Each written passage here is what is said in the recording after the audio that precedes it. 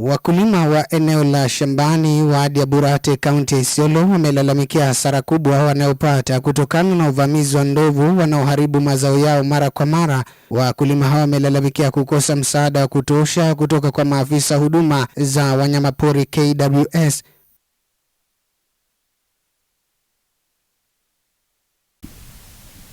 Kwa majina wananiita Francis Ewoi. Mimi ni mkazi wa shambani. Mimi ni chairman wa wakulima katika sehemu hii. Kwa kweli kabisa tumekuwa na changamoto. Na wakati mbele juzi tumekuwa na ndovu ambao walikuwa waharibifu katika sehemu hii na waliharibu mashamba kiwango kikubwa sana. Na kwa saa hizi bado kuna ndovu hao. Na hata juzi tu siku karibu nimepigia yule ambao tulikuwa tunatembea naye hapa, nikamwambia hao ndovu tena wamerudi. Ingawaje kwa saa hii sio wengi, kuna ndovu wawili, mara wanakuja wakiwa watatu. Hao ndovu ndio wamezidi kuwa wasumbufu hapa. Na kwa kweli wamekanyanga hata mashamba. Kuna mashamba saa hizi imekanyangwa, na pia kuna upungufu hata ya maji, hawapati maji. Ile maji kidogo tunatumia ndio wao pia wanakujia. So ningeomba wao watu wa wildlife wale ambao tumekuwa na wao katika shambani hii waweze kutembea hapa tena, waone ile uharibifu ambao inakuwa katika sehemu hii. Lakini nimekuwa nikiwaambia hao, wanasema labda hakuna ndovu iko pande hii.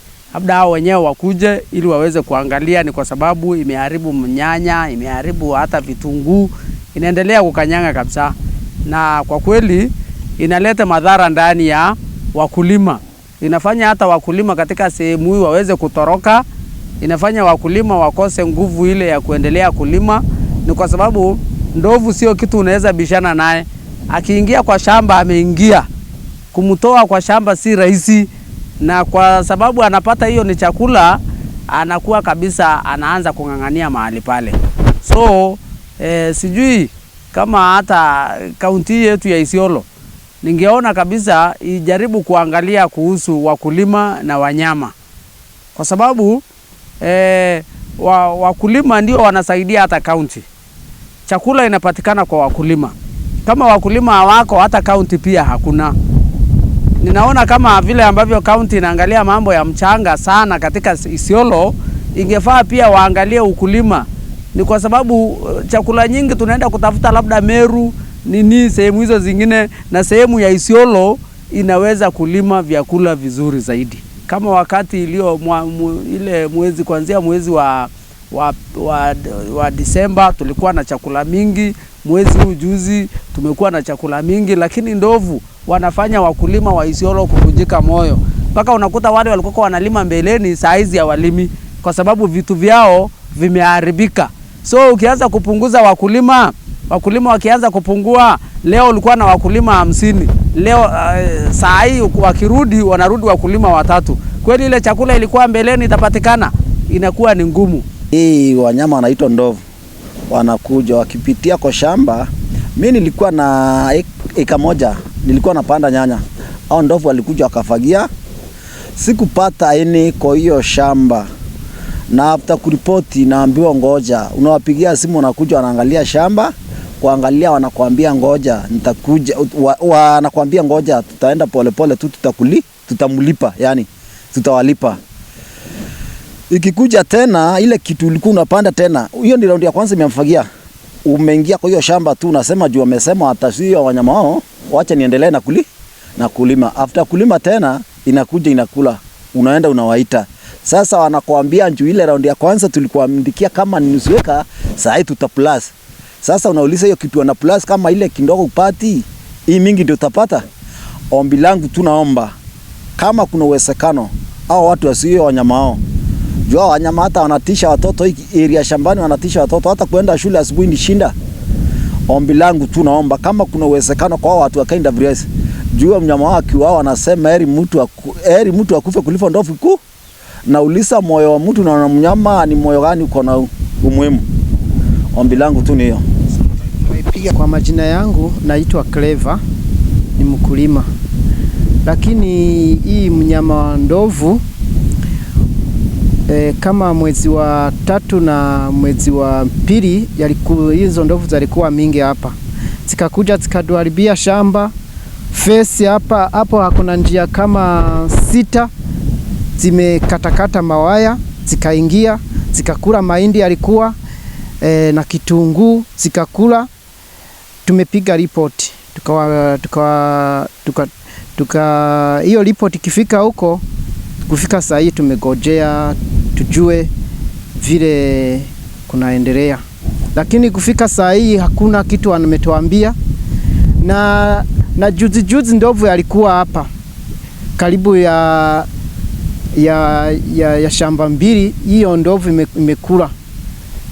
Hiyo ndovu kufika saa hii sijui iko wapi, sijui wameshika wakafunga, sijui inaendelea kukuja kila wakati. Sasa kitu tumetaka kitu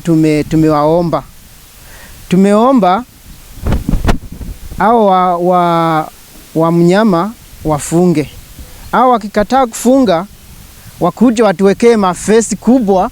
Hayo mafesi mafesi haijaharibiwa na ndovu. Wakitujengea hayo mafesi, wakajenga kwa mashamba yote, hapo ni sawa. Alafu wakikataa kujenga hiyo mafesi, kutujengea hiyo mafesi, wazuie hizo mnyama ziache kuwa zinakuja kuharibu mashamba yetu, kwa sababu tukilima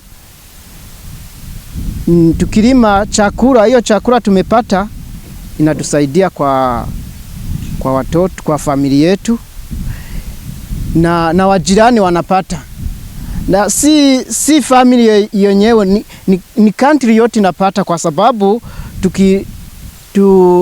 tukiweka hiyo nyanya ama kitunguu kwa soko, au wanunuzi ni wengi, hiyo nyanya niyo kitunguu zinaendanga mahali mbali tu. Hapo unaona tunasaidia, alafu wanatunza mnyama hawezi kutusaidia, tunataka usaidizi. Hiyo ni ripoti yangu. Wakulima hao wamedai na kutoa wito kwa serikali ya kaunti ya Isiolo kupatia ukulima kipaumbele zaidi, wakisifia kama njia ya kupunguza umaskini ndani ya gatuzi hili.